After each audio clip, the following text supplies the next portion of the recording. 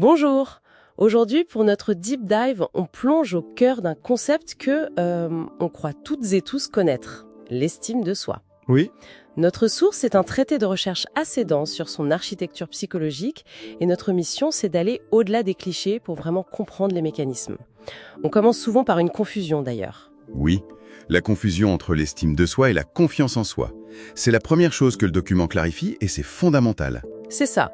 La confiance, c'est le faire. C'est est-ce que je suis capable de réussir cette tâche? Alors que l'estime, c'est vraiment l'être. La question, c'est est-ce que je suis une personne de valeur? C'est l'exemple du chirurgien qui est donné dans l'étude, il est parfait pour ça. Oui, Il peut avoir une confiance absolue dans ses gestes au bloc, mais une fois qu'il enlève sa blouse, il peut se sentir complètement indigne d'amour en dehors de sa performance. exactement. Et cette distinction, elle est cruciale. Ça suggère que ce sentiment de valeur vient de quelque chose de bien plus profond que nos propres succès. Et le traité explore d'où ça vient, justement. Tout à fait. Il nous ramène à une théorie du début du XXe siècle, celle du soi-miroir. Le soi-miroir. Oui, de Charles Horton Cooley. L'idée, en gros, c'est que notre sens de nous-mêmes ne vient pas de l'intérieur, mais se construit à travers le regard des autres. Ah, d'accord. Ou plutôt à travers ce qu'on imagine être leur regard. Donc si je décompose le mécanisme, d'abord j'imagine comment j'apparais aux yeux de quelqu'un. C'est ça, première étape.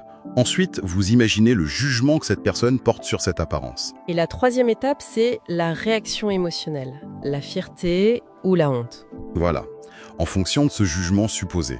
Le point clé, c'est que ça se passe entièrement dans notre tête. C'est pas le regard réel qui compte, mais le reflet qu'on s'en fait.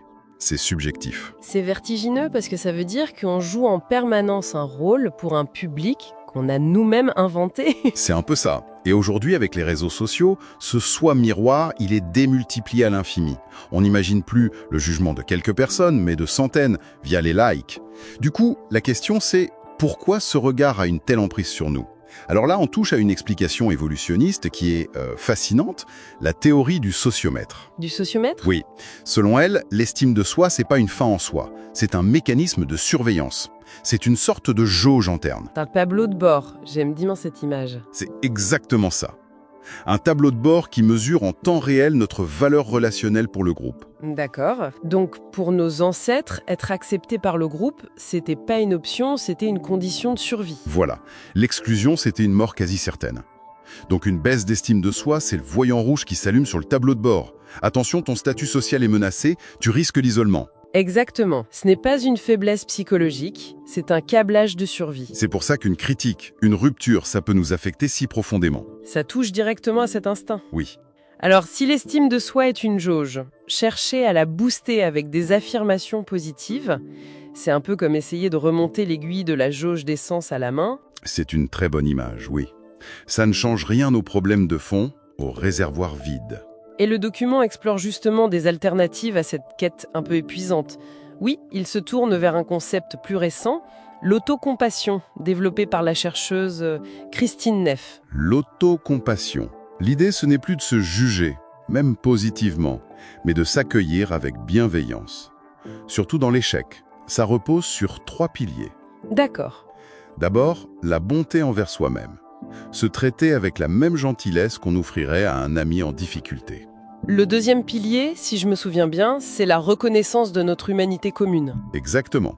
C'est l'idée que l'échec, l'imperfection, ce n'est pas une anomalie personnelle. Ça fait partie de l'expérience humaine. Ça brise l'isolement. C'est ça.